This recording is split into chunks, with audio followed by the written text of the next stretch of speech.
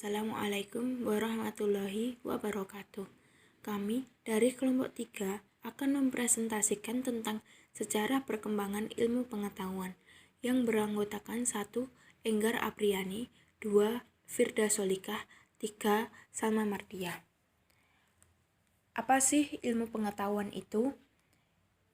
Ilmu yang tersusun atau disusun secara sistematis dengan menggunakan metode tertentu yang perolehannya dilakukan dengan cara studi, observasi, dan eksperimen. Sejarah perkembangan ilmu pengetahuan. A. Periode pertama abad keempat sebelum Masehi. Perintisan ilmu pengetahuan dipandang berlangsung pada abad keempat sebelum Masehi. Karena pada abad ini peninggalan-peninggalan yang menggambarkan ilmu pengetahuan, dan pada abad ini merupakan terjadinya pergeseran dari persepsi mitos ke persepsi logos, dari dongeng-dongeng ke analisis rasional. B. Periode kedua abad ke-17 Masehi. Pada periode yang kedua ini terjadi revolusi ilmu pengetahuan karena adanya perombakan total dalam cara berpikir, yaitu meninggalkan cara berpikir ontologis atau metafisik, beralih ke elemen-elemen yang terdapat pada suatu dimensi filsafat ilmu dalam diskursus integrasi ilmu. Metode ilmu pengetahuan yang pertama yaitu periode Yunani kuno, yang kedua periode Islam, yang ketiga periode Renaissance and Modern, dan yang keempat periode kontemporer. Yang pertama yaitu periode Yunani kuno. Pada periode ini, dengan berkembangnya waktu, filsafat sebagai landasan berpikir oleh bangsa Yunani untuk menggali ilmu pengetahuan dan berkembang ke generasi selanjutnya.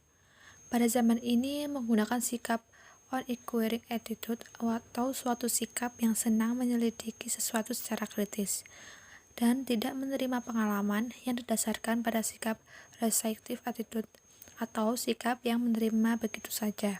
Sehingga pada zaman ini filsafat bertumbuh dengan subur.